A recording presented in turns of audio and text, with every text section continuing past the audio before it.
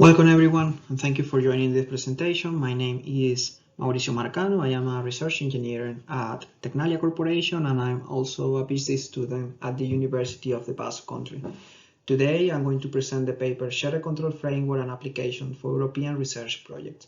Specifically, those projects are the Pristine and the Adrian project, which will be discussed in the following slides.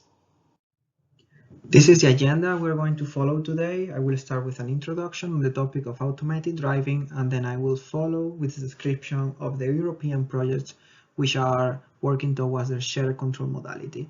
I will also describe the technical framework that we are developing and the use case in which it has been implemented. Finally, the results of the driver in the loop simulator will be showcased with some videos, and we will finalize with the conclusions of the work. Now, a brief introduction on automated driving. What we find today in commercial vehicles are autopilots, which provide full control of the vehicles at high speed in a scenario such as highways.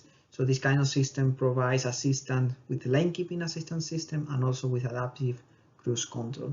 However, either when this assistance is continuous and has full control, there is a very low cooperation with the driver. So such systems are just activated or deactivated. But what we want to present here as shared controls are systems with adaptive levels of authority, which not only are on or off, but instead they cover the full spectrum of authority from manual to automated. In this sense, shared control more specifically is where the driver and the system are working on the same task and at the same time. A good example to visualize these interactions is the interaction between a rider and a horse, where both are working together. And applied to automated driving, it can be seen as the example of a driver instructor, which is supporting the rookie driver, which is learning to drive. So the driver actually have the authority and freedom to do the maneuvers, but the instructor is always in the background to preserve safety, to assist, and to provide instructions on how to drive. So this will be the example we want to implement between the relationship of ADAS and human drivers. The idea with shared control is to merge the best benefit of manual driving and autonomous driving. On the one hand, manual driving has the drawback that drivers are mostly responsible for road accidents. On the other hand, last year have shown that the technology is not mature enough yet, because autopilots has present different crashes in different situations. So the idea of shared driving is that automation supports the driver, but at the same time, driver is also supporting the automation. Because of these benefits, the research community has found very interesting the topic of shared control, and the state of the art reveals an exponential increase in the number of works in this thematic. So according to this increasing interest, there are different European projects which are tackling this topic. In particular, Pristine and Hadrian are working towards this goal. In Pristine, shared control is implemented as part of one of the supply chains in a driver in the loop simulator, evaluating different use cases where the driver needs an adaptive level of assistance based on the state of the driver, and also complementing the information with a visual instrument cluster. Now in Hadrian, the idea is to present a more complete framework, a more relevant implementation, which is based not only in simulator, but is going towards implementation in real vehicles, which will be a passenger vehicle or a truck vehicle, and with the complementation of different haptic, auditory, and visual human-machine interface. So this project is going towards the implementation of a system which can assist the elderly drivers, given the authority to drive, but at the same time acting as a guardian angel. So these two projects are working towards the goal of shared control. We are going to present the framework we want to apply in these two European projects.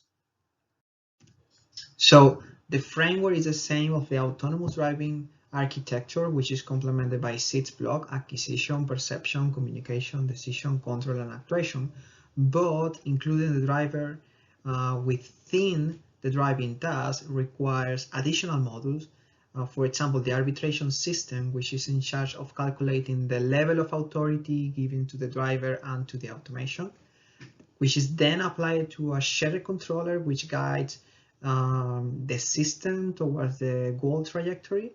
And it also needs to be complemented with a human-machine interface to communicate the driver with the automated system, which is at the same time monitoring the driver to know the state and then to calculate the proper level of authority. So the framework is being divided in two levels, operational and tactical. At the operational level, we have a double controller in cascade, one for lane keeping, which is based on model predictive control, and a second one, which is a proportional derivative controller, which increase or decrease the level of authority with consideration of stability. At the tactical level, we're going to present a fuzzy logic-based system, which include different inputs based on the driver intention, for example, the lane change intention, but also considers the torque conflict and the time to lateral collision as an indicator of risk in order to calculate the proper level of authority. We are going to see this implemented in the following use case. So the use case presented here is a collaborative overtaking. When the driver initiates an overtaking, then the system has to check whether the left lane is free or not. If the left lane is free, then the system makes a transition from automated to manual. And when the driver goes back to the original lane, then the system activates the automated mode again. This allows to have different transitions and activations and deactivation of the system without driver intervention of any kind of buttons, for example. So the other use case means when the driver wants to do the overtaking, but the system detects that the left lane is blocked. So in that case, the system needs to increase the authority and override the driver intention to preserve the safety. We are going to see this implement as a result of the following videos. So we can see how the system has the lane keeping activated. The driver has certain freedom to move between the lanes.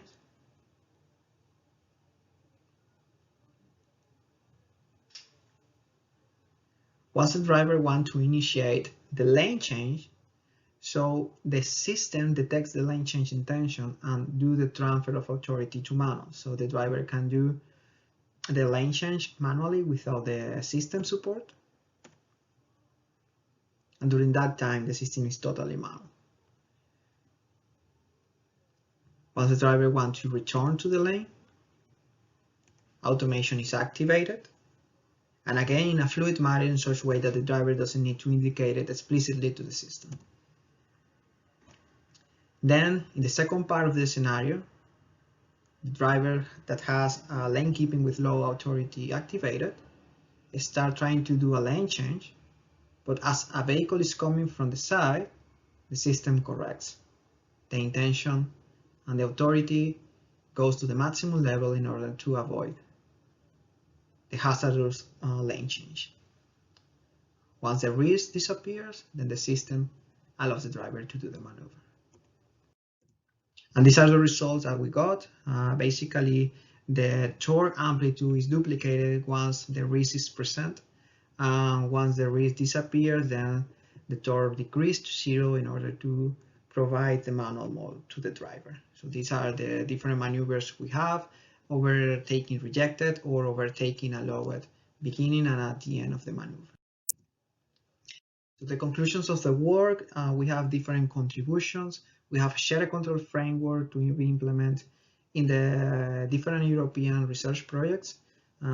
This controller is a lane keeping controller with an adaptive level bus system, which goes beyond the state of the art of what is available in current commercial vehicles.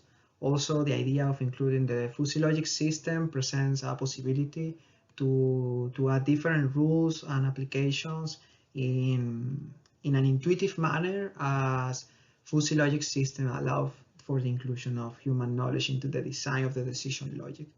So in future works, we are going to implement same system but different variables, for example, such as the driver state, and we're going to evaluate the system for different drivers and do a statistic analysis on how drivers perceive and accept this kind of systems. So thank you for your attention. I hope it has been interesting for you and you have enjoyed the presentation. Thank you. Goodbye.